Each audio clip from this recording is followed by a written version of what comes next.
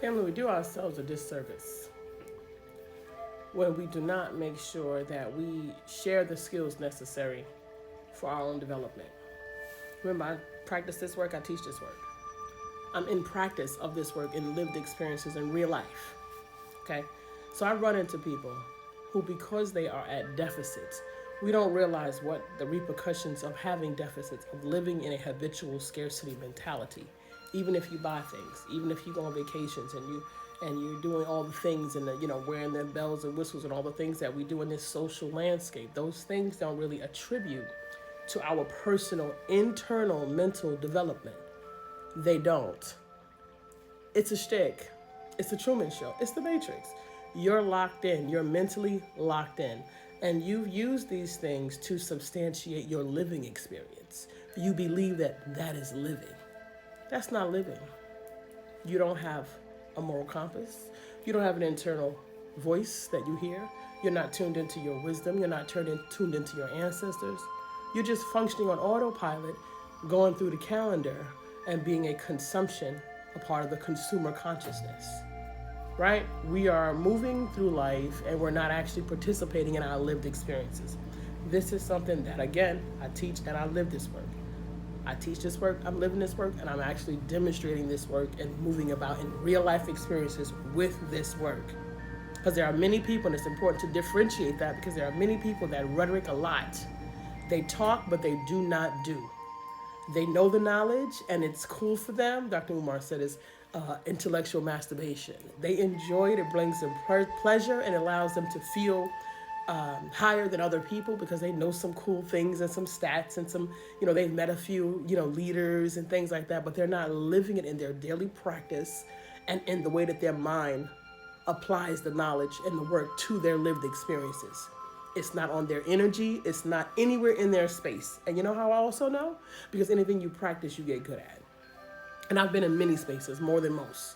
And since I'm living this work, I'm often looking, I'm beaconing, I'm looking for this work. I'm looking for other people who have the level.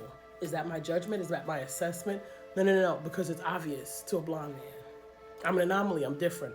People gravitate to me because I'm different. You're good at what you practice. Clearly, this isn't in this space. It hasn't been in this space. You never met it before. And if you had, you'd know. I wouldn't have been an anomaly. So that says to validate the point that this work is not there.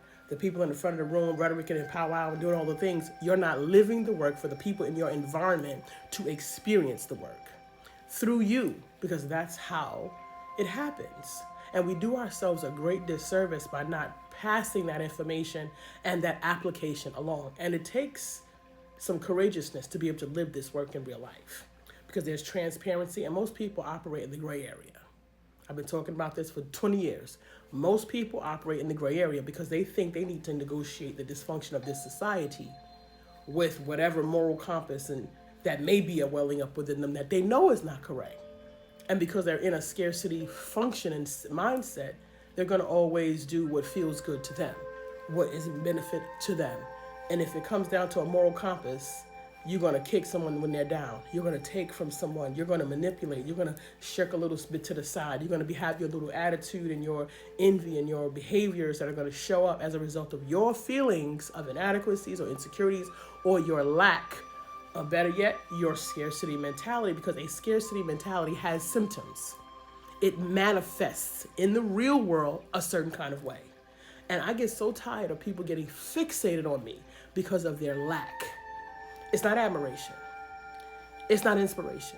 It's a fixation. It is a perverted obsession and fixation, and it turns into something bad. And I've had many years to assess this because I'm thriving through this experience. Remember, I'm committed to living this work. So I need certain supplements and fortifications in order to function in a society where mostly 99.99% of the people in this space function out of a scarcity mentality. Most are imposters. Many are operating in the gray area. Is that a judgment? No, that's not a judgment. That is an assessment, because it's necessary so that I can figure out how to move around and be in these spaces with people. So you can live, and because this hasn't been prioritized as a priority for our personal development, most of us, we're going to hook up, so we're going to push up, we're going to push so-and-so up, and we're going to move these people to the front. And all it does is it just has you following through the calendar, moving through your life, poo-pooing. It keeps those people comfortable because now their lack is not exposed. It always happens when I come into the space. And you know something? I have certain supplements in my life because I have certain deficits. And a part of my deficits is checking in, keeping a list, following up. I have a list that runs through my life. I got 6 brains that are operating simultaneously, and I don't miss a beat.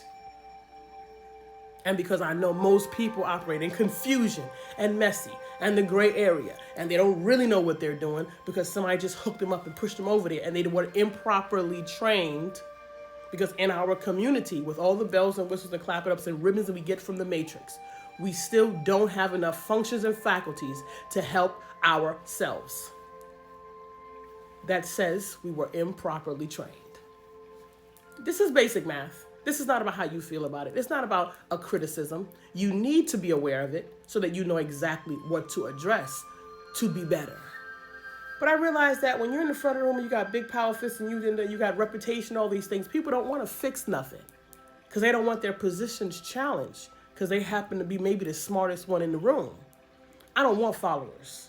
I need faculties in people. I need people who are functional, who have the faculties and the facets and can contribute by creative solution building, by having their skill sets and their insights and wisdom and being able to bring that wholeness to the table. That's what I need. I don't need little mini-me's. I'm not self-absorbed. I'm not in my own megalomaniac. I don't care about any of that. I'd like to have a good quality of life.